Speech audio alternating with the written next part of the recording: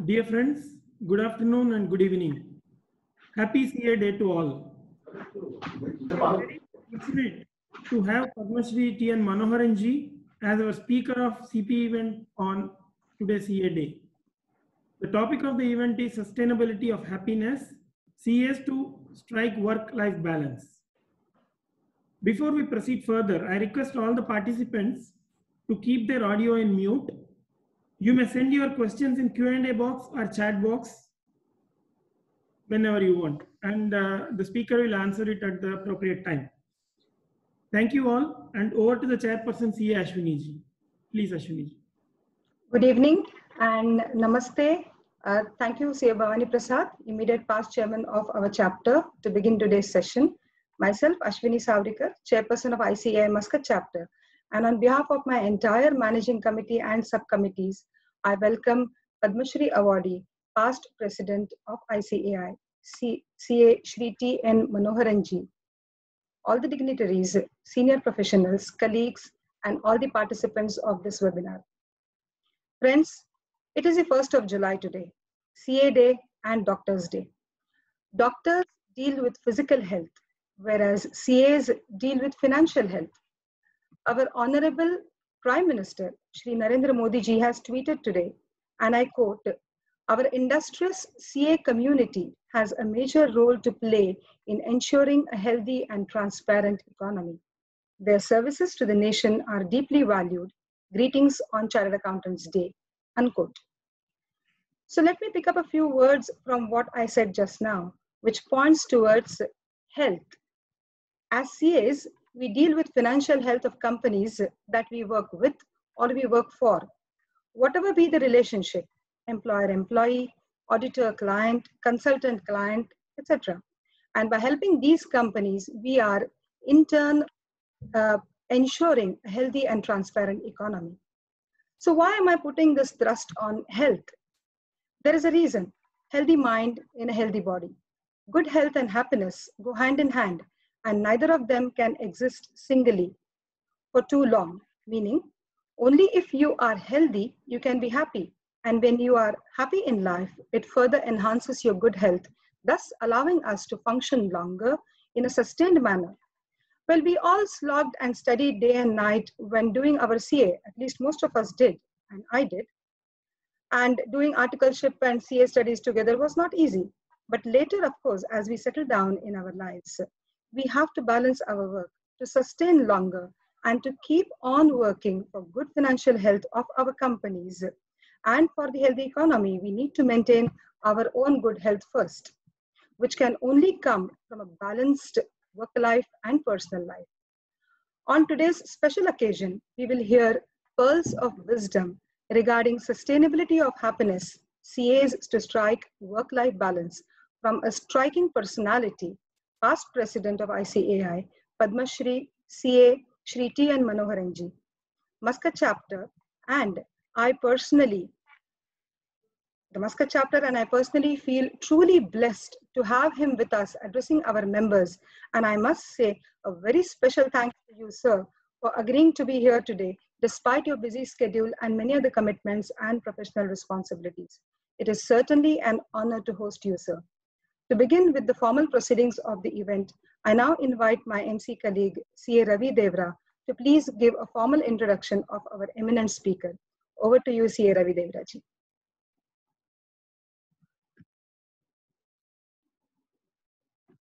CA Ravi? I think you're on mute.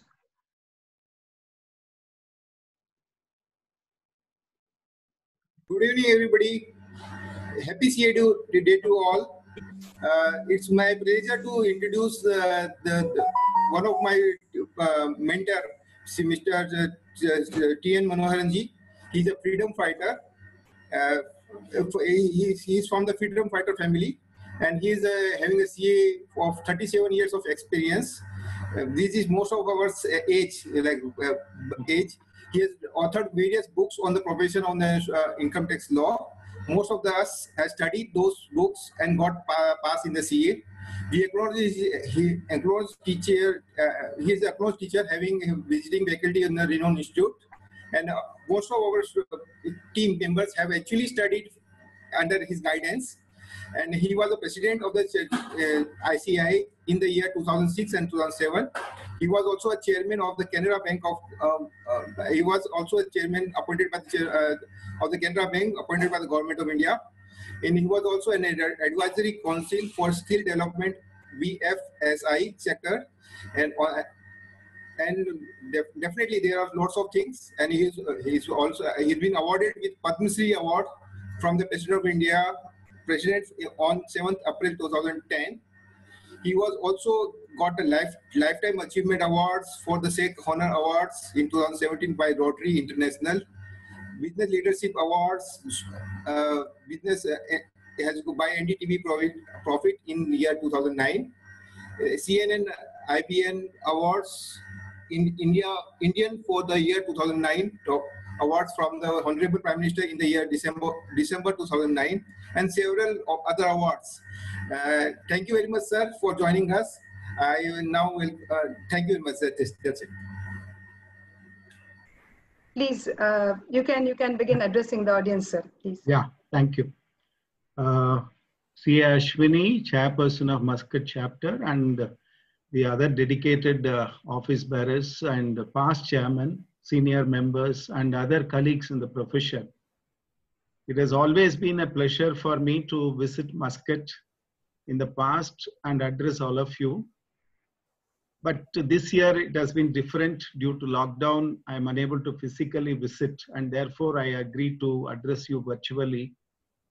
But nevertheless, Muscat chapter holds a special place because whenever I have visited, I have carried pleasant memories and fond thoughts about my experience over there, interacting and meeting and greeting all of you.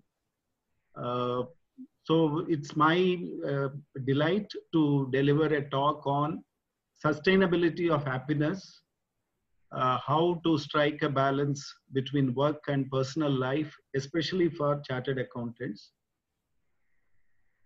At the outset, let me wish all of you a very happy Chartered Accountants Day, because as Ashwini rightly mentioned, along with the noble profession of medicine, Chartered Accountants also celebrate today because while they are concerned and they monitor the physical health, mental health, we are responsible for the financial health of organizations and at the macro level for the entire nation. So we are custodians of the financial services sector. And in that sense, we also play a proximate role in the building of nation. And that's why we are rightly called as partners in national building. And you're all serving various organizations. Some of you must be holding important positions, and it must be demanding. And in the process, are we in a position to take care of what we need to take care as part of our personal health and life? That is the theme and crux of my talk. Let me begin like this. A teacher gave an assignment to the children in the classroom, suggesting that they respond by a single word answer. So the assignment was very simple. What do you want to be in life? And the answer sheets got collected after 5 minutes. And the teacher started evaluating immediately. So some answer sheets had the description, one word answer, no. So they had the description, doctor. Some had chartered accountant, because the question is, what do you want to be in life? So doctor, chartered accountant, architect, engineer, scientist, social activist, pilot, navigator, so on and so, nutrition, everything you can think of. Different children, maybe based on what they have dreamt of becoming in future, they have written the answers. But the teacher was flabbergasted when it came to one answer sheet. She called that student and said, what have you done? I think you have not understood the question properly, assignment properly. I have asked you, what do you want to be in life? And you have answered happy. I want to be happy. So the student politely replied, Miss, maybe you think I have not understood the assignment, but I think you have not understood life. Because being a doctor or an engineer or an architect or a chartered accountant is only a way of leading your career or profession or a way of earning your livelihood. It's a source for your income. But life is not everything about it. It is one facet of your life. Beyond that, what is that as a human being you would aspire to be? You would like to be a happy human being, happy soul all through your life, isn't it? So that is the, objective with which the whole presentation is going to run, as to what we are seeking in life and what we should not be missing in our life, the journey of life along the career path. So may I request whoever is operating the presentation to share the screen and show the presentation, or shall I do it whatever way? Yeah. Yes. So the topic sustainability of happiness, CAs to strike work-life balance, is more appropriate as the world is emerging to be very competitive, and gadgets are there for us to be engrossed in. We can get lost for hours together without knowing what is happening around us once we get hooked on to our gadgets, WhatsApp, messages, so on and so forth. So therefore, it becomes very important for us to at least, introspect and look back, and also look forward, and then strike a balance on how to ration your time, allocate your effort, the various segments of your life, so on and so forth. Let me also give you another proposition. We have grew up in life. I mean, most of us. I'll be happy if there are exceptions right from childhood. But at least I, for one, born in a village, I was growing, looking at people who always considered, and therefore I also fell into that trap and started perceiving that whenever I achieve success, I am supposed to be happy. So which means when I passed a test in the school or an examination, I got the targeted marks, that is bound to make me happy. If I aspired to have an ice cream and I got it, or a chocolate and I was gifted, I'm bound to be happy. So you are happy when you are successful, when you have achieved what you wanted to achieve. That is the line of thinking. We were all, at least guided to be like that. Now take a look at the next slide as to what the most accomplished people in different walks of life have to say about what success really means. In entertainment industry, Richard Branson, he says, in my opinion, true success must be measured by how happy you are. So it is, and success is liking yourself, liking what you do, and liking how you do it. That's what Maya Angelou feels. And look at the richest man on the planet. Warren Buffett says, I measure success by how many people love me. And Michelle Obama tells about her husband that for him, it doesn't matter how much money you make, but what difference you make to the people's lives is what determines your success. So if you look at all this, the utterances of the accomplished souls in different fields, two things are clear, becoming, obvious. One is, it's actually not that success leads us to become happy. If you are happy, you are bound to be successful. That is one way of looking at it.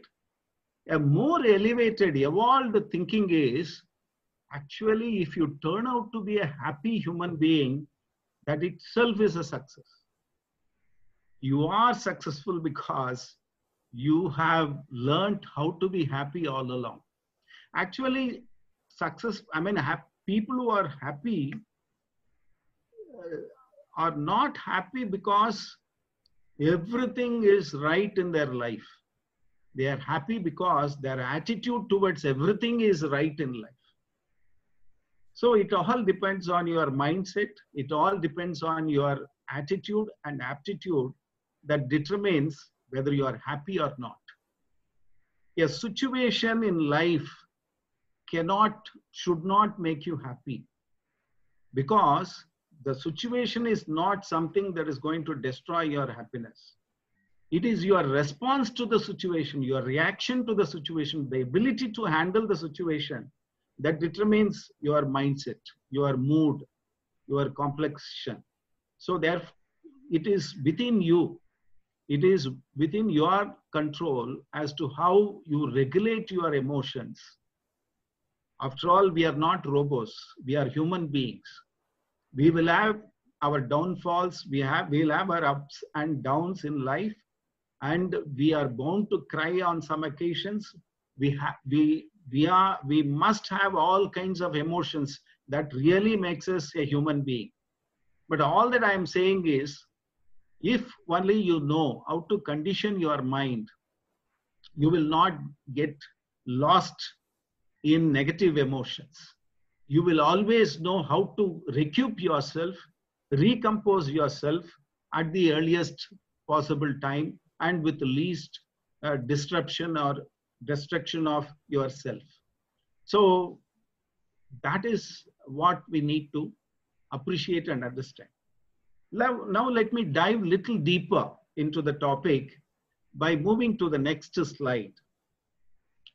We human beings have many facets in life, but all those facets revolve around 4 segments. For convenience, I am identifying them as 4 segments.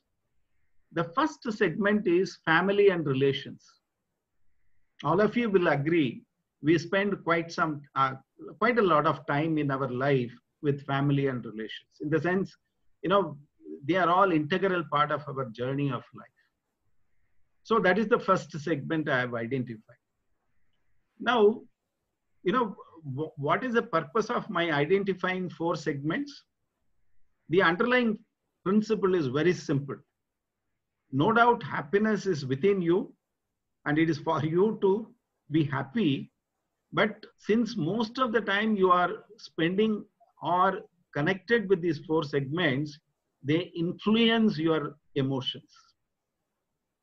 You are not a saint. You are a social animal. So when you are dealing with these 4 segments of life, if you know how to handle or deal with these segments, you can regulate your happiness, sustain your happiness effectively. But if you do not know how to handle these segments properly, then it can be the other way about also. It can destroy your happiness, or at least you will not be at your peace. So from that perspective, look at these 4 segments. Let us take a look. First segment, family and relations. Let me highlight few points for each of these bullet points I have given. First is communication gap. In fact, in my experience, the differences arise only because people do not talk to each other. Even among the family, you are holding back. If only we know how to communicate to each other, express our feelings, what we think about them in a proper way without hurting them, and remove the gap, then, in the present day context, I'm a law graduate also. All my classmates, batchmates are all either judges or practicing in the high courts. And interacting with them, I come to know that day in and day out, there are hundreds of divorce cases that are lined up in the courts, family courts, who are 1 week after marriage, 24 hours after marriage, 1 month after marriage, they are lining up for getting divorce, separation. This is all because, you know, they are not expressing to each other. There is no problem that cannot be solved by, you know, mutually talking to each other. So people talk, instead of talking to each other, they talk about each other to others behind the back. That complicates things. And when others step into your life, you know, it's very difficult for you to wriggle out of the complexity that in which you get trapped. So let us express each other. In fact, in a typical Indian society, a middle class family, you will normally find three generations living together. You know, nuclear families are increasing, but nevertheless, that is possible. So let us take our generation and look at our parents. Whenever you talk to your parents, whenever you meet your parents, whether you are living with them or far away from them, or let us assume you walk into your house at the end of the day and you see your parents, what is their expectation? Yeah, just a few lines as to how are you keeping? Did you have your food, dinner? Do you need anything? These few sentences is only what they expect, nothing more. For them, millions and billions do not matter. Your position, awards, rewards, that fame, name, all those things are secondary. That will give them immense happiness. But this one utterance from you, a concern from you, affectionate gesture from you is exactly what they require. And look at your children. Up to a certain age, yes, you have to mentor them, guide them, regulate their journey. But beyond that, you know, you have to be an emotional outlet for them. At least one of you, either the father or the mother, have to be emotional outlet for them, so that they don't look outside the family to be emotional outlets. So that is what the first two bullet points. You should not have communication gap. And this is what they expect in the family and relations. And those fundamentals, if you can meet, I think there will not be any difficulty at all. None of them will be able to distract you from a happy mood. And let me tell you, your family and relations do not expect plenty of time from you. They also know how busy you are. All that they need is a quality time, not quantity of time. So even a little time, even in the weekends, little quality time that you spend will last longer in their mindset, you know, with fond memories. And the last two bullet points, knowing the worth and ignoring deficiencies in relationships, is the hallmark of keeping life in your relationships. You know, in our life, we need to have relationship, but in relationship, we should have life. For that, we should actually, what happens if somebody does not recognize the worth of the person, does not apply his mind to the worth of the person, but the magnitude of the smallest of the deficiency gets magnified, that is when the difference of opinion arises. But if there is a strong affection and bondage, no deficiency will appear to be major at all. So know the worth and ignore the deficiencies. Let me give you a small anecdote. I mean, I have a flat in Bangalore, which I bought 10 years ago. For 2 years, I was not using it, not visiting it, and did not apply my mind to it at all. So I told, when there was some, you know, thought process to dispose it off, I told my friend, can you help me to sell it off? He said, yeah, you send me the description of the flat and highlight top 10 advantages, merits of that flat, so that I can show it to my friends, colleagues, clients, and then somebody can be interested in buying it. So I took a paper and a pen, started writing down one by one. You know, it is located in one of the near one of the important junctions, south end junction of Bangalore. Number 2, it is very close to Bangalore Hospital. Number 3, it is walking distance from Lalbagh, where 30-acre stretch is there for morning walk. So like that, I was thinking with great difficulty. I was recollecting, because first time I am applying my mind to the worth of my flat, real worth of my flat. And let me tell you, I wrote 20 advantages and merits of my flat. Then I read it once and tore the paper and informed my friend, I've changed my mind, I'm not going to sell it. Such a wonderful flat, why should I sell it? Is exactly what happens even in our real life. Even with relationships, we do not appreciate the worth of each person in our life. But on the contrary, we focus on the deficiencies and lose the relationship.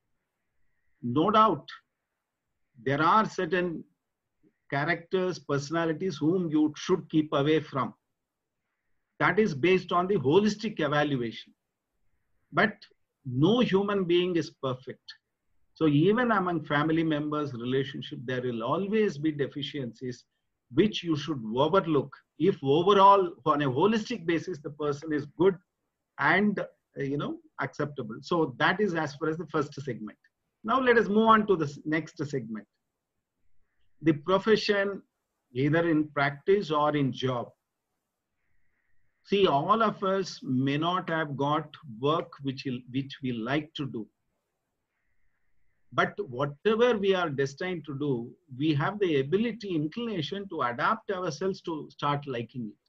So if you don't get to do what you like, start liking what you get to do. That is the philosophy. So have passion in your work, in whichever organization, that whatever designation you have taken up, work with passion. And align with the work culture of the organization. And in the digital era, the gadgets actually can be used effectively to enhance the efficiency of your work, the competence with which you deliver your assignments or services. And use of heart and mind. There is always a strategy. If something good happens, take it to your heart, feel happy, move on. Do not store it in your mind and feel heavy with your, because that is how ego starts building up, when you store it in your mind. But when something goes wrong, there is a setback, there is a failure, do not take it to your heart and feel destroyed or depressed. Take it to your mind, analyze why it happened, how it occurred, how to prevent it from happening. That's all. Move on. So this is how you will have to strategize head and, heart. Strike a balance. And realize the inner energy within you. Actually, many of us, I've come across many youngsters who come to me and say, like even a student who was failed in the CA attempt, sometimes they'll come and say, as if they've come to the end of the road. It can happen to a most brilliant student when they repeatedly fail. Suddenly they'll think, what should I do to pass? Whatever way I'm trying, I am not succeeding. So that is the situation when they feel they have come to the end of the road. Actually, I used to tell them, there is nothing called, there is no situation in life which you can describe as end of the road. It is at best a bend in the road. You have to take a deviation, and with perseverance, proceed, you will reach your destination. You will reach your goal. You will reach your target. And for that, you have to discover your inner energy. All of us have phenomenal inner energy within us. We have to realize it. We have to tap that potential. See, when an egg is broken from outside, your life ends. when the same egg is broken from inside, a life begins. That is the power of inner energy. So when you discover the power of your inner energy and build confidence based upon that, all the challenges, obstacles, hurdles that are thrown at you, around you, in your life will be insignificant, considering your capability to overcome them, handle them, surpass them. And that is the power of inner energy. So no challenge in your office or in your assignments should stare at you, because you should be able to face them with a smile, because you have immense confidence that what is within you is much, much stronger than what faces you, what encounters you. And finally, in this segment of job or profession, you always build trust. With trust, you can win over the entire organization, entire leadership of the organization, entire management of the organization. In fact, the organization beyond a point will relax all the norms and rules for you, knowing how committed you are, how dedicated you are. You will be special for the institution, because that is what you have done by building trust. So these two segments, these are the requirements. And for both, the common enemy is ego. You know, ego can demolish the relationships, family relationships, and also the office work atmosphere. With ego, we are gone. Without it, we can go on. That is the basic philosophy. With humility, in fact, that use of heart and mind, you know, when you achieve something also, if you take it to your heart, feel happy and move on, you don't add on to your ego. But if you store it in your mind and feel, I only achieved it, then that becomes egoistic. Actually, my definition of ego is expansion of ego. The three alphabets is edge, God, out. All of us have divinity within us, the divine power within us. You are not alone. The divine, the Almighty is always your companion within you.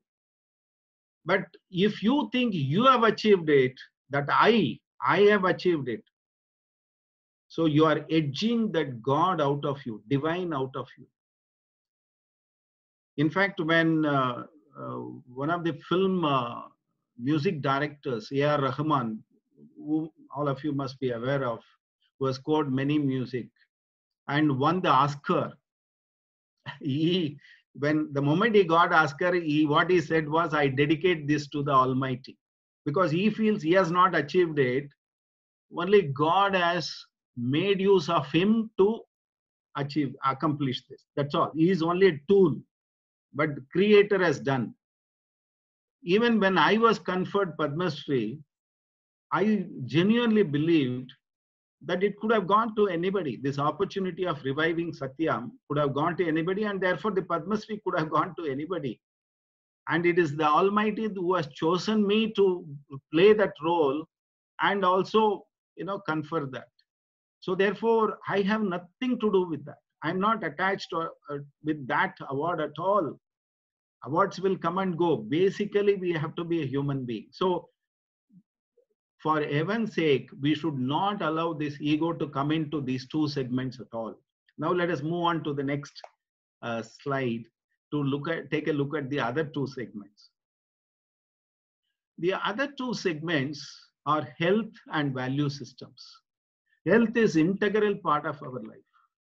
Ashwini, in her introductory remarks, rightly emphasized on health. So what are the ingredients of this health? Two things matter for your health. And as she rightly said, you know, if you are healthy, you will be happy. That is why our elders have said, if wealth is lost, only something is lost in life. But if health is lost, everything is lost in life. So health is so important. So only two things you will have to monitor on a daily basis. One is, what are your intakes? So that determines your health. What do you consume? Sometimes, okay, there is a certain, up to a certain age, we enjoy, we freak out. We don't determine what we eat and others decide for us and so on and so forth. I'm not on that. But after an evolved life, when we know what is good for our health, what is not good for our health, still many of us continue to eat junk food. Many of us drink, even soft drinks for the sake of giving company to others. So all these things, only one sentence I will say: your stomach is not a dustbin. So anything that goes in has to be screened by you, scanned by you, filtered by you. You should only decide what can get into you. So that intake is very important. Similarly, how do you keep fit? By exerting yourself. What kind of an exercise that you do? So intake is quality and quantity of food. It has to be regulated. Exertion is in terms of meditation, yoga, swimming, walking, aerobic, jogging, any sport for that matter. So I leave it to you, depending on, there are certain things that can be done at all ages, like meditation or walking can be done at all ages. Other things, it's a matter of choice. And music, divine music, and even nice songs, good songs will regenerate you. So that can be an excellent companion for you to preserve your health. So health is a very important segment of your life. Then comes the value system. See, when it comes to value system, the first two bullet points, aspiration is good, but not the greed. And integrity and contentment are very essential part for us to sustain happiness. Because you may ask, what is the difference between aspiration and greed? The difference between aspiration and greed is, see, aspiration you will always achieve through ethical means. But if you have greed, by hook or crook, you will be tempted to achieve. And secondly, if you have only aspiration, in case you achieve it, you will feel happy. If you do not achieve it, you will be contented with that also. So that contentment will always be there as part of aspiration. Whereas if it is greed, even if you get what you wanted, you will not be contented. You will always want more and more. So that is the difference between aspiration and greed. Aspiration is desirable, but greed is destructive. That's why Mahatma Gandhi said, there is enough for everybody's need, but not for anybody's greed. And tolerance and patience, humility and courage, perseverance. I already mentioned about perseverance. There is no situation in life is end of the road. If you have perseverance, you can accomplish what you want to accomplish. Because even if everything is lost, you will have to remember the future is still with you. You can make up for what you lost, much more than what you lost. And gratitude and generosity. In fact, March 20th is declared by UN as the World's Happiness Day. Every year, March 20th is World's Happiness Day, but it is not as popular as Valentine's Day. But every year, UN, they release a World Happiness report, research report, after studying different economies, geographies. There, what they say, even poor people can be happy if in the society there are people who are generous and benevolent, because they know this society will not let us down. See, in this lockdown situation, COVID situation, the daily wage earners in India are starving for food, but nobody is going hungry. I mean, at least I can say with the courage of conviction that most of them are not going hungry because of the benevolence of many social organizations, many individuals who are preparing food packets and distributing them and who are contributing to this cause. So that is essential part, and that is very, very important for us. Now, having described all the 4 segments, let me ask you a simple question. I don't want any answer from any of you. Just you answer it yourself and keep it in your mind. We'll come back to that answer after a few slides. So the question I want to ask is, these 4 segments, let us assume they are made of balls. I mean, they are symbolically, let us presume they are balls. And among these 4, which means every human being is carrying these 4 balls all through your life, all through our life. Out of these 4 balls, the proposition I want to give you for your thought process and then answer to yourself is, out of these 4 balls, 3 balls are made of glass. Only 1 ball is made of rubber. So family and relations, job or profession, health, value systems, out of these 4 balls, 3 are made of glass, only 1 is made of rubber ball. And for all of us have to introspect, and if only we can identify which is the rubber ball in our life, obviously the other 3 being glass balls, I think we will know how to sustain our happiness all through our life, how to strike a work-life balance. Now let us move on to the next slide. Dalai Lama was asked an interesting question. What surprises you most about humanity? He said man himself is a surprise, because in the beginning, he sacrifices his health in order to make money.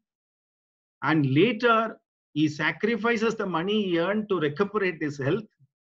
And he is so anxious about the future, he does not enjoy the present. The result being that he does not live in the present or the future. He lives as if he is never going to die. Then dies having never really lived. So this is actually reflecting on an average human being who is not able to evolve beyond material pursuits.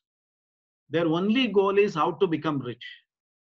Today my net worth is so much, and how to double it, how to triple it. If that is the only task, only target, only focus, I think they will end up like this. Gautama Buddha, history says he was Siddhartha. He became Gautama Buddha. He deserted palace in search of peace. In the society today, many of us are deserting peace in search of prosperity. So we should not desert peace, whatever be the attraction for that. We cannot afford to pay heavy price of health and happiness for the sake of earning money. So that is the message Dalai Lama says. Now let us take a look at this short video clip which runs for less than 3 minutes. So that will give us an kind of enlightenment.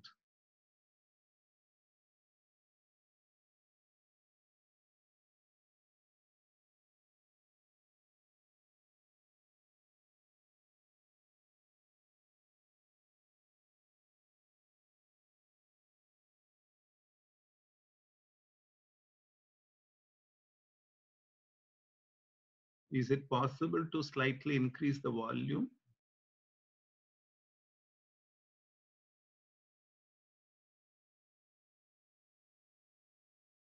Audio, I think. It's okay. Anyway, the subtitles are also come, so it's okay.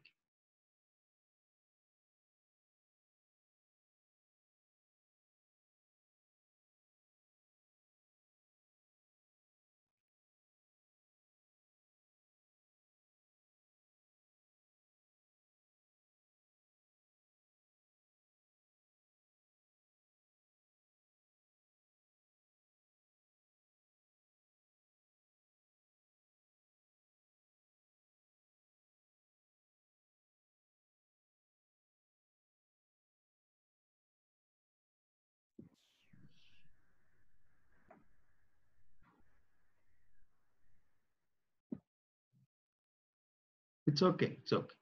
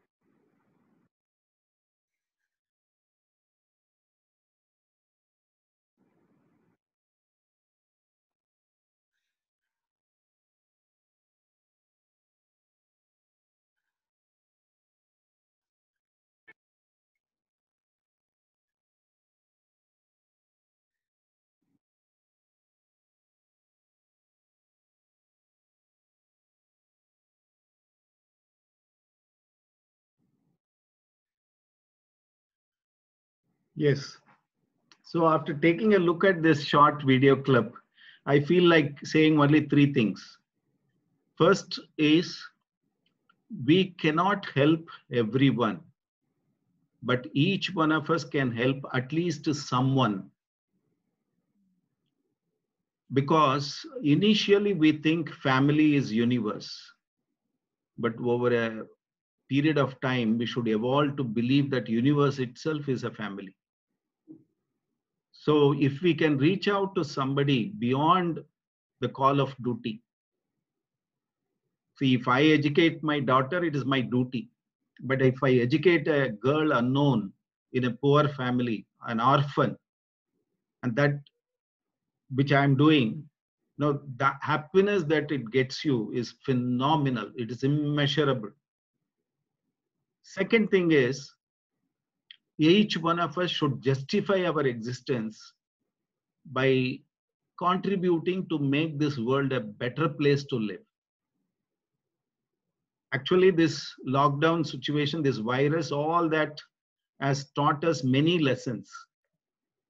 One of the lessons is, how we should coexist with everything, the environment, the other creatures, how we should not pollute beyond limits, all those things. In fact, I only wish, after normalcy is restored, virus is eliminated from this universe, the global leaders should introspect and declare that annually they will have 1 week lockdown, so that everybody, nature will have its own way and human beings can be confined to their households.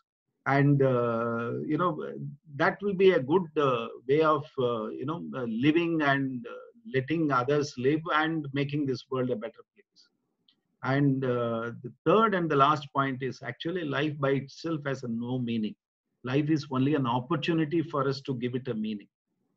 First 25 years or so we learn, next 35 years or so we earn, but life becomes more meaningful when you share what you have learned and what you have earned with those who are in need of it.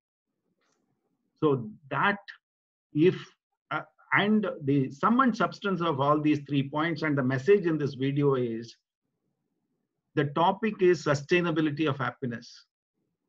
You will realize in your life, after you learn how to sustain happiness by handling all these 4 segments of your life, you will also reach a stage in life where you start finding real happiness only in others' happiness.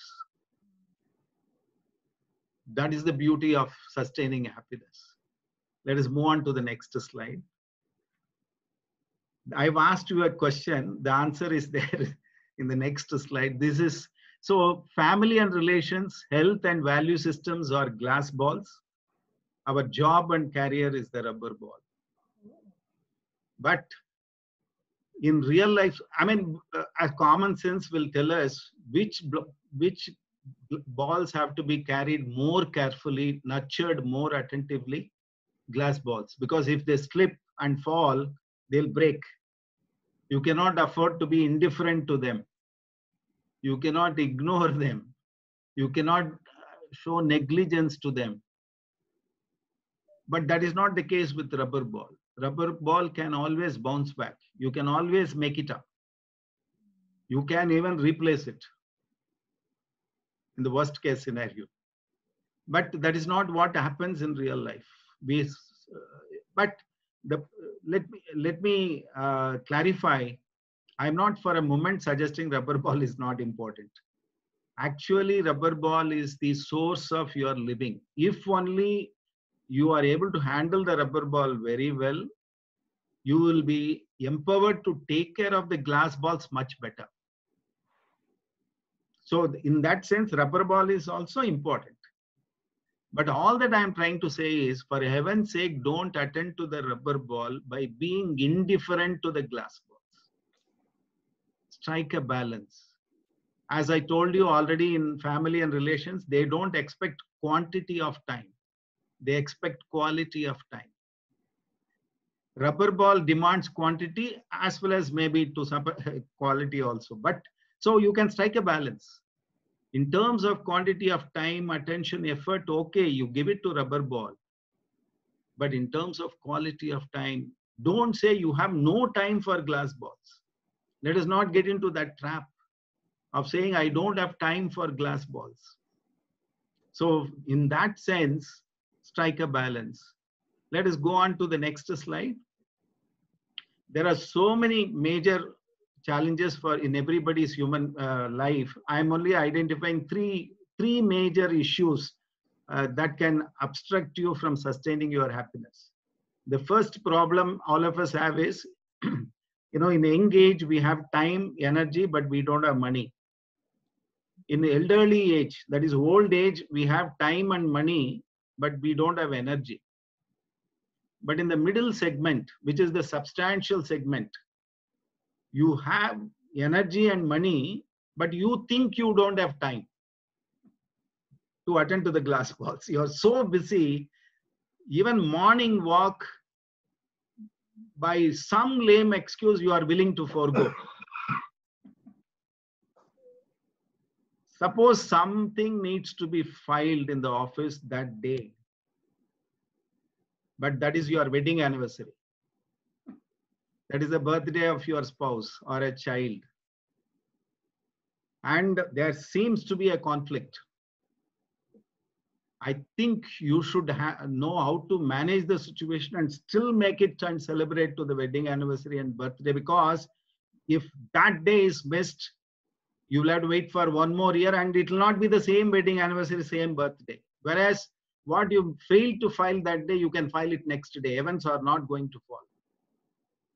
And let me tell you the other way about. If only you handle the glass balls properly and attend to these things, you will never be postponing that filing till the last minute, creating a conflict. You would have done it 4 days before.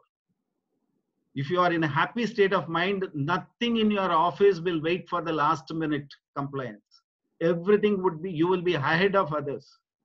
You will be comfortably able to spare time and balance work life. The second major issue is the ability to handle adverse situations. All of us have the same size of heart, physiologically, but psychologically, and by the way in which we evolve ourselves in life, the art keeps expanding. Let me give a quick, simple example. I'll conclude my talk in another 5 minutes. Like you have a glass of water. In that glass of water, if I put 10 particles of sand,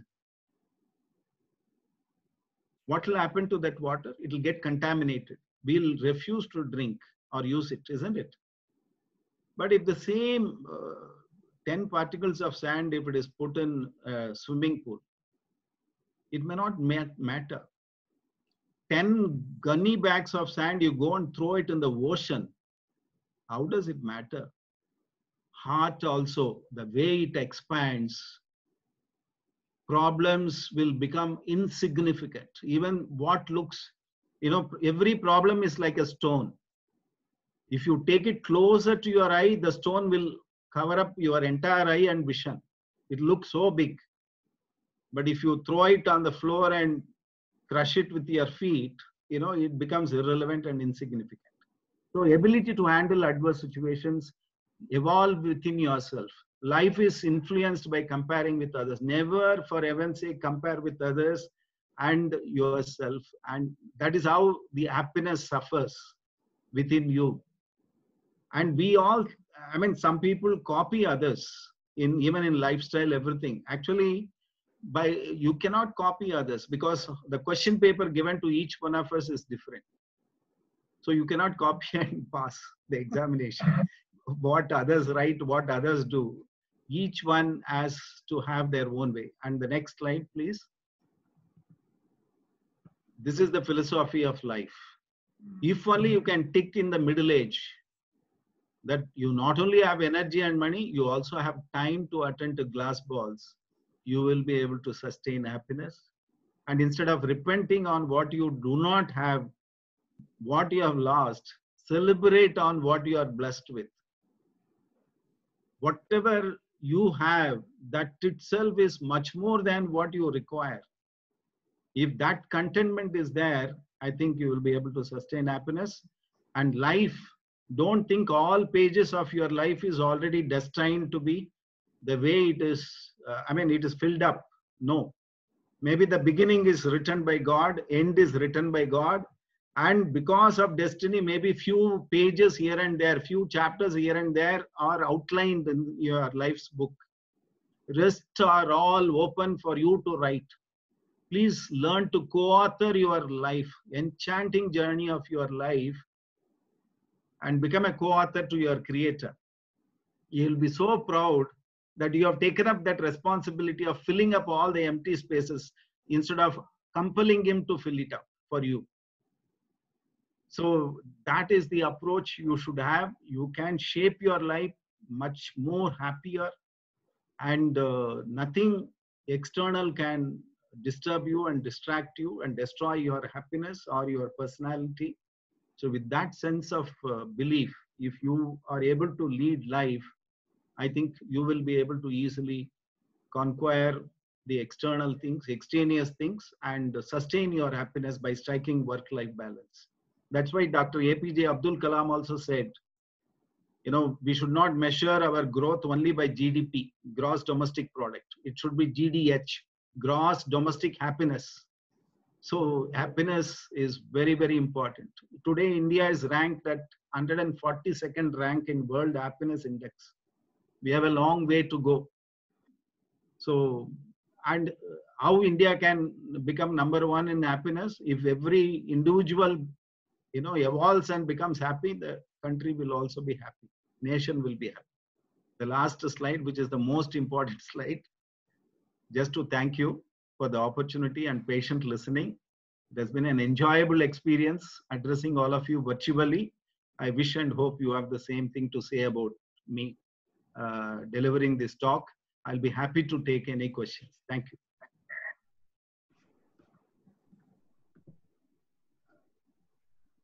Yes, we are open for questions. There is a question from one of the members actually.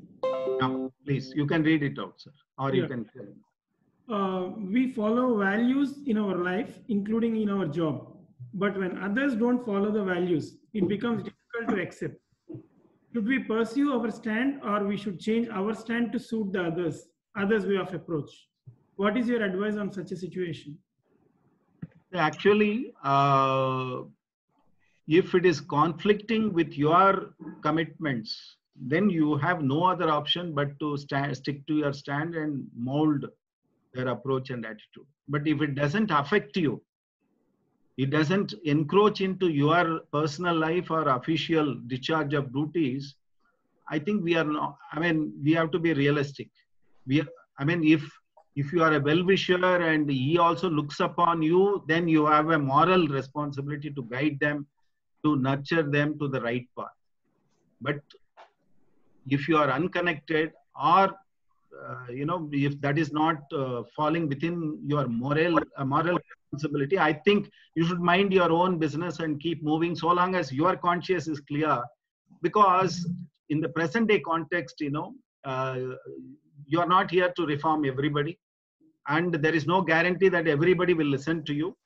And more than that, if you if you are over enthusiastic, somebody may think that you are intruding into their personal life, and they may do certain things that can disrupt your happiness and peace of mind. So therefore, you have to take a call on that basis. Thank you, sir.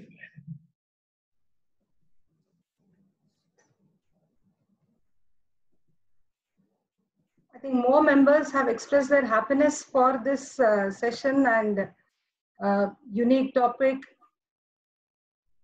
And I think one of them has said this is the best webinar so far attended in the last few months. Very nice of them. I feel the purpose of my talk has been achieved.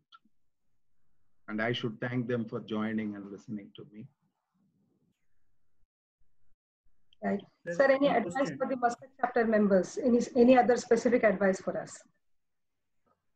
Yeah, actually, Muscat chapter has evolved over the last decade or so in a beautiful way. I mean, I remember 12 years or so. And of course, earlier it was there. In between, for a short period, certain time, it was not there. And again, it got restored.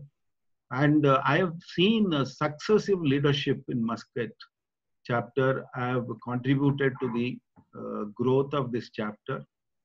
And, one thing I always experience in Muscat and remember about Muscat as a place, as a geographical location, is it's a peaceful place. And I've not seen people having anxiety or hurry. You can be calm and composed, still things can be done. And you are not under pressure unless you create it yourself. So, and same thing applies to Muscat chapter also. You have all taken this chapter with that kind of a sense of comradeship and contribution, and continue in the same manner. And all the past chairmen stand by the successive leadership. And this year, exemplary leadership, Ashwini, I must congratulate and compliment you. And I'm sure you will support the successors to take it to the next level. And we are all here to admire, applaud, and step in whenever invited in this manner to contribute what little we can. All the very best in all your endeavors. One question, sir. Please. Among the happiness index, yes, Netherlands, I think, is coming in the first 10. Yes. All the Scandinavian countries like Netherlands, Denmark, Norway, they are all in the top 5. If you look at the religious beliefs, yes, they have the least religious belief, and they are the most happy people. How do you comment on that? See, actually, as I said, there are many facets of human life. And if all the, facets, like even spirituality for that matter, for some, spirituality is a source of happiness. For some, spirituality is the most disturbing factor because they have become fanatics.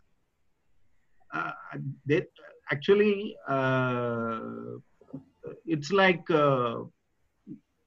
we need to be a good human being first, then a good citizen, then a good Hindu or a Christian, like that.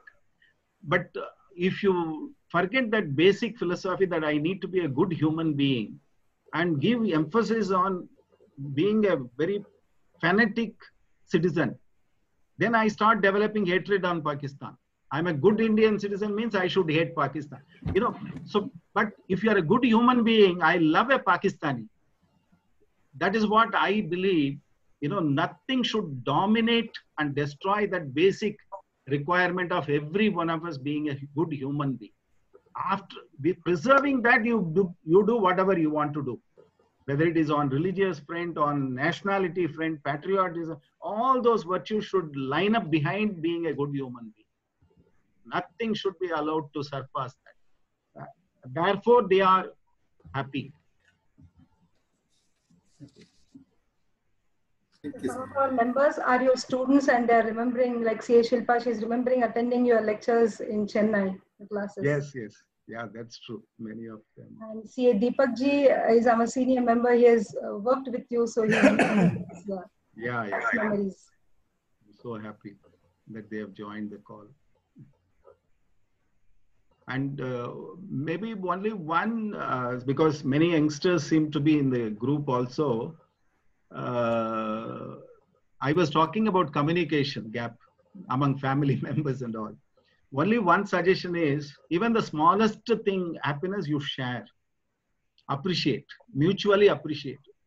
That culture has to be built in the family, but let it be genuine, let it not be artificial. Ashwini, if I have 2 minutes, I'll share one anecdote and conclude. Yes, please, sir. Please. Okay. Please. So I went to a friend's house, 2 decades ago, and stayed with them and enjoyed the hospitality. His wife was a fabulous cook and thoroughly enjoyed. And every time I was appreciating her for the wonderful way she prepared various dishes and all that. And then time came for me to leave, and my friend came to see me off. And at the parting time, I asked him, in the last few days I was staying with you, I've never seen you appreciate your wife. Whatever, fantastic dishes she prepared, I've not seen you appreciating. He said, no, she knows that I like her cooking. Whatever, it is understood, it is implied. I said, no, there is no question of taking things for granted. You were happy eating something which was prepared by her, you must immediately say it, this fantastic. A word of appreciation, that goes a long way. So I left and I forgot about it. Few months later, I met him in a wedding. He pulled me away and said, Manoharan, you know what happened? I said, what happened? See, after you left, I forgot about your advice for a week. Then suddenly one Sunday morning, I remembered your advice. I said, today I must implement it. But that day, actually, it was a very simple breakfast. I had some idlis and sambar on my dining table. And but I had to implement your advice. So I called her and said, today's sambar is extraordinary. Excellent. In fact, she was so angry, she took the remaining sambar and poured it on my head. I said, I'm only appreciating. Why you are angry? She said, for the last 10 years I have been cooking, you have not opened your mouth to appreciate me. Today I was not well, so borrowed the sambar from neighbor's house. And you are now saying it is fantastic.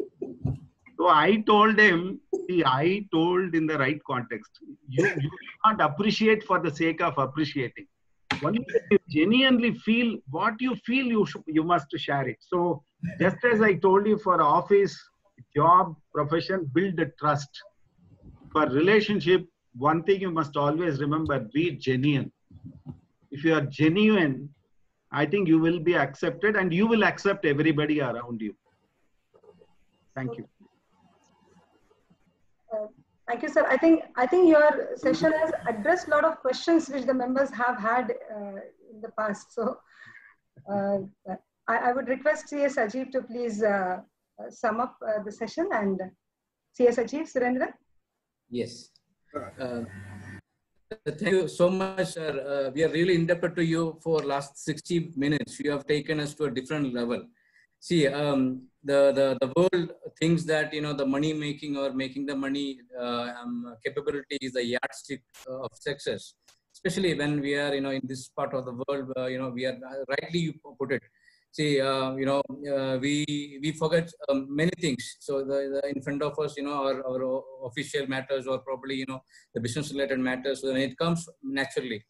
See, we really, the 60 minutes stay, I do agree with all the members. It's really, we have gone to a different level to think and probably, I hope today, all the members, most of them will spend some time to think and really touched with, some sort of your real life examples and especially your flat. you're flat. Exactly. See, even I was just thinking that the same. See, if I were in your situation, exactly this is what would have happened. Even in my, even the same thing. Even I was thinking like, I have something in my mind. Then I am rethinking. Okay,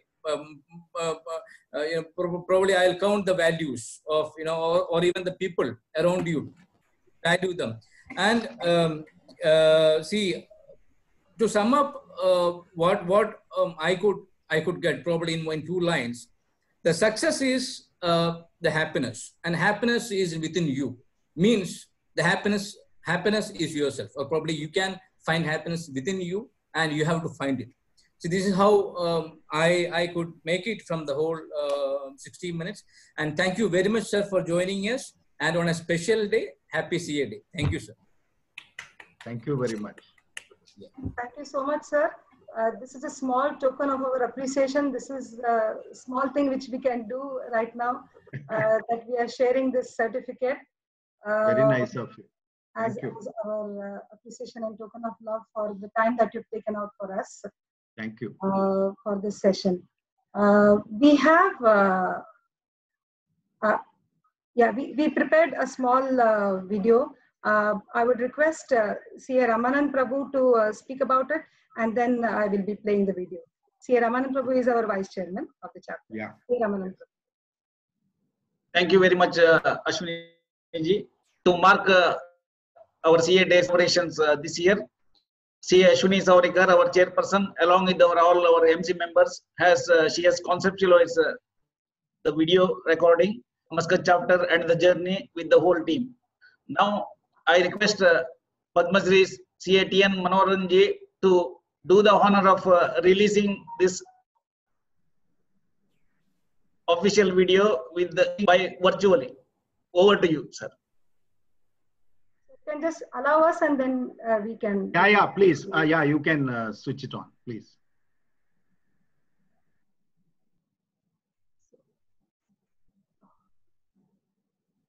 Sorry, some technical.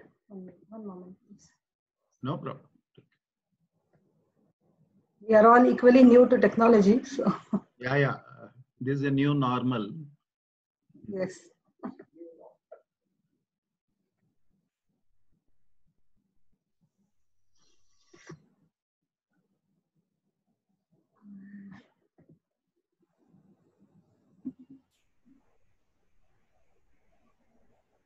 Can you confirm whether you're able to see the screen or?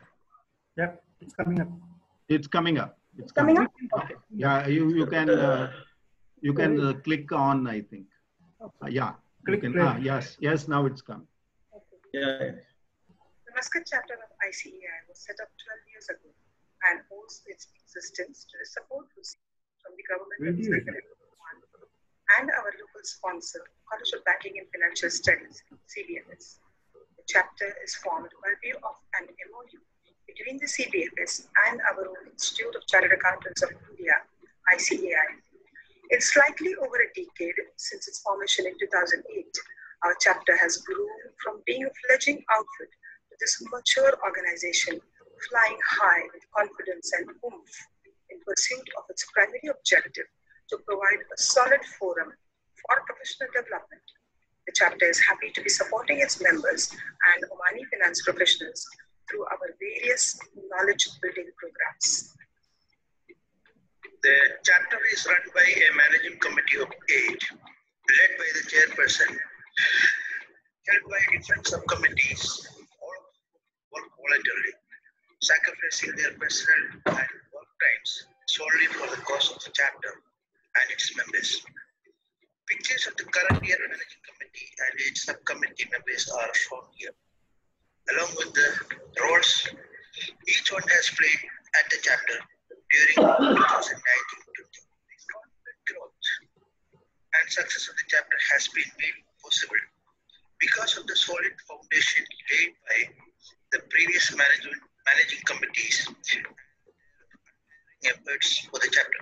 On screen are pictures of the past chairman of our chapter, whose growth, starting from the founding chairman, C.A. Davis Kalukaran, to the past chairman, C.A. Bhavani Prasad. The ICAI presents awards to the best performing overseas chapters in different categories, and it is a proud feeling that our chapter has been continuously winning an award for the last 5 years, starting 2015. And in the recent 2 years, we have won the first place. The reason for this award has been our various CPA and other activities, Indian CA brand building exercise, tie-ups with Indian and local authorities, and our international conference. We held our 10th international conference in May 2019, which was blessed by Omani and Indian dignitaries as guests and had an excellent lineup of speakers from diverse backgrounds, sharing their knowledge and experience on a variety of interesting topics. Learning is a continuous process and no learning never ends. Chapters main aim is to provide continuous professional education to its members. During the past financial year, we have provided 75 CPA hours of education in the form of conferences, series, discussion, CPA meetings, and most recently, these events have covered a broad spectrum of topics, ranging from pure technical topics such as IFRS, taxation, personality development topics such as public speaking. Also, sessions also covered a number of recent trends and reflections.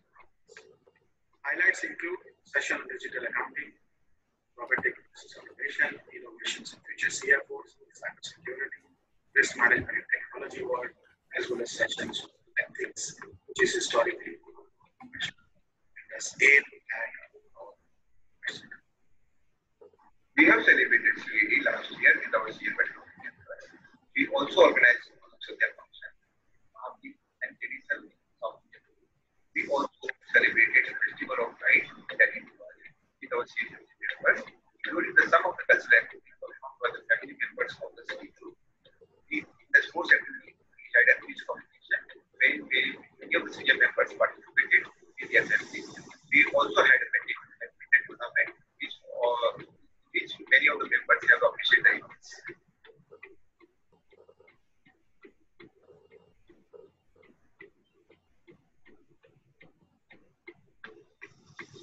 Our chapter events were blessed by the presence of Omani dignitaries like Her Highness Saida Dr. Rawan Ahmad Al Said, Chairperson National Bank of Oman, and His Excellency Tahir Alamri, Executive President of Central Bank of Oman. During this year, chapter organized series of meetings between the Omani dignitaries and ICAI leaders for collaborating knowledge sharing partnership between the two countries with initiative like setting up Institute of Chartered Accountants of Oman, training for Omani CFOs, etc. On the Omani side, we brought in His Excellency Dr. Ali bin Masood Al Sunaidi, Minister of Commerce and Industry, His Excellency Dr. Nazar bin Ahmad bin Salim Al Rahawi, Deputy Chairman of State Audit Institution, His Excellency Dr. Saeed Hamal Al Rubaidi, Secretary General of Education, Diwan of Royal Board, and Azam Saidi, CEO ITRA. Whereas on the Indian side, we had His Excellency Nur Muhammad, Indian Ambassador to Sultanate of Oman, CA Prabhulla Chanchat, then ICA President, CA Kumar Gupta, current ICA President, and Central Council members namely CA Babu Abraham, CA Dayan Yunus Sharma, CA Anil Bhandari, CA Aniket Talati, to name a few. During this year, we have even organized an online seminar titled Invest in Oman, inviting various trade organizations across Pan-India, showcasing Oman as an investment destination.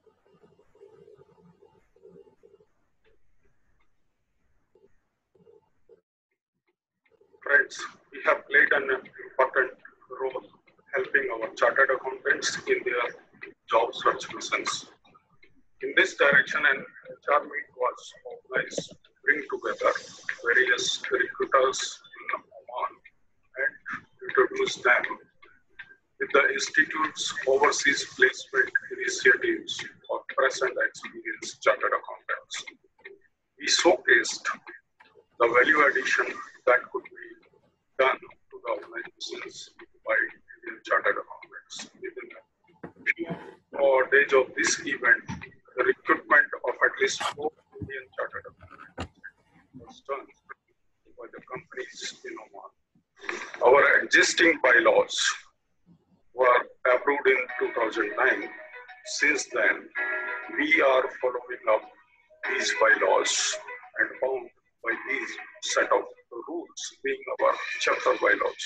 However, over the period, we found that some of these rules need to be changed, amended, and deleted, which are redundant. During this year, accordingly, we did an extensive review of our chapter bylaws and come up with proposed changes therein. The future of our profession is heavily depends on quality students coming in and taking up CA course. With this endeavor in mind, we had organized an award function for the commerce being toppers from all Indian schools in Oman. Also, we recognized the winners of ICA Wizard Quiz, fought in 2019 organized by Indian schools in Oman, which had a total participation of 2,500 students and the parents. Through this initiative, we could showcase a CA course and we could take the interested participants to take the right path to pursue CA career in Oman. Here's the collaboration between the CBFS and ICA Board of Studies India to bring the CA foundation course in Oman. We could ensure the improved financial strength of the chapter and the members' corpus grew and crossed their milestone.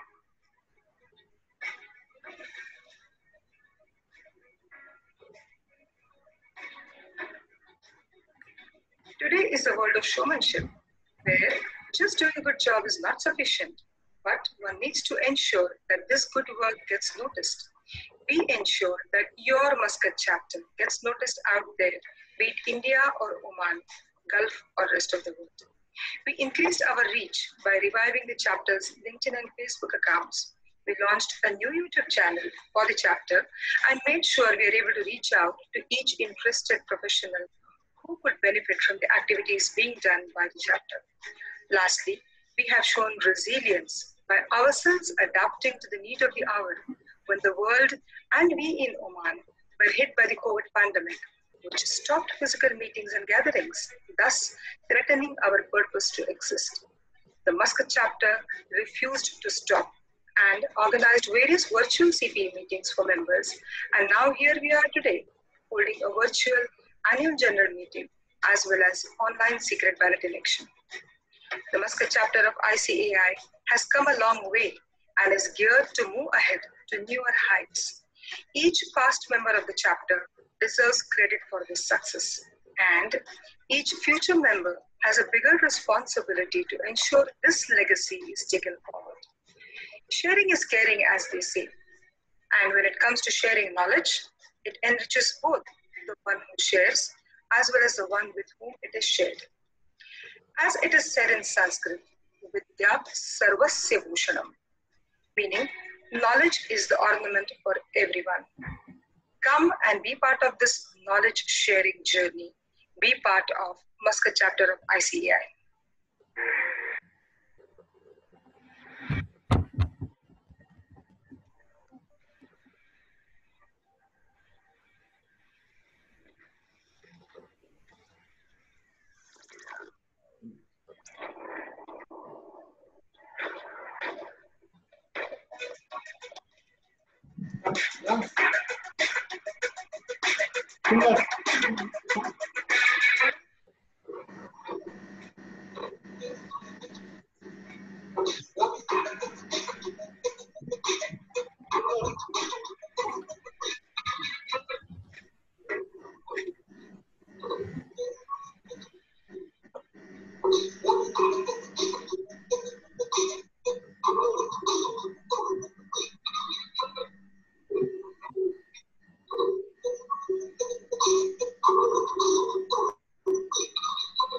Yes, so that was a 10 minutes video.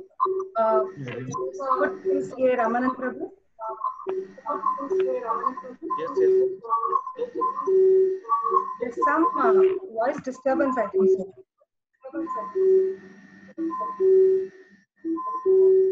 From Ravi. Hello. Thank you very much.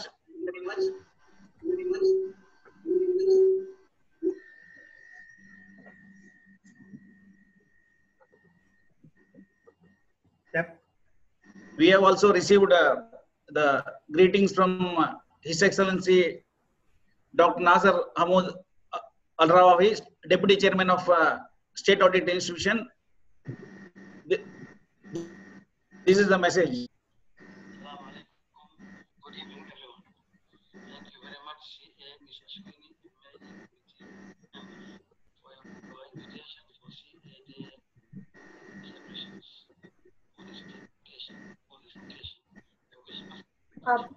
Prabhuji, I think you need to increase the volume.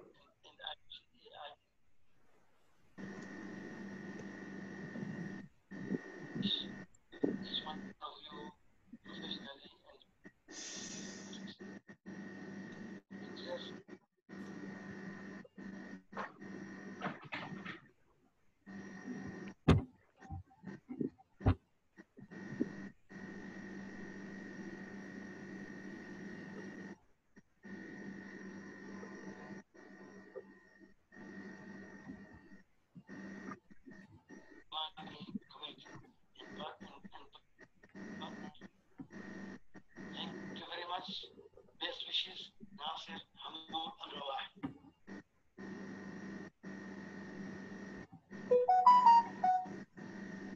That is the message from His Excellency Dr. Hamoud Nasir Al-Rawahi, Deputy Chairman of State Audit Institution, on the as we celebrate Chartered Accountants Day.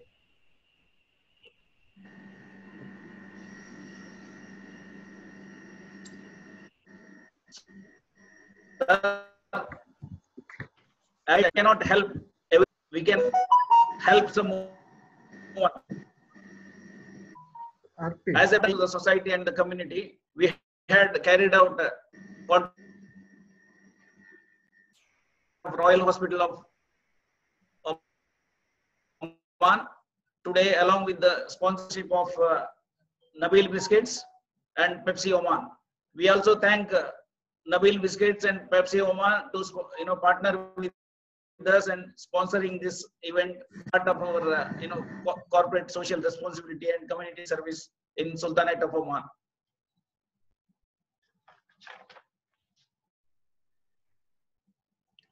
Our special thanks to CA Santosh from Pepsi Oman and also CA Harkamal ji from Nabil Biscuits for this special occasion. On behalf of Muscat chapter, thank you very much, sir.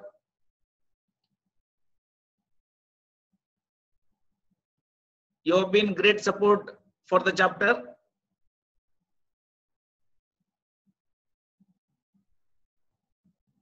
Thank you very much for your excellent presentation. You had been great support for our chapter. We look forward to your continued support in the days to come. You have been mentor, you have been guider, you have been strong support for all our members in Oman and globally. We look forward to your continued patronage to the chapter, sir. I thank, on behalf of the Muscat chapter, we thank you being with us. I also thank Mr. Shahrukh Alam for this compiling this video. I also thank all the members and the overseas and our invitees from Central Bank of Oman, invitees from Ministry of Commerce and Industry, invitees from State Audit Institution who are joined this webinar live. Thank you, each one of you. Stay safe, stay connected with Muscat chapter. We are signing off this webinar presentation. Thank you, each one of you. We will continue with the second part. We will sign off from the first part.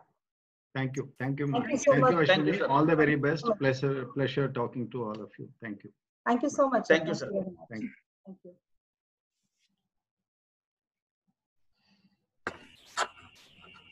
So shall we start the 12th AGM? Just give me one moment.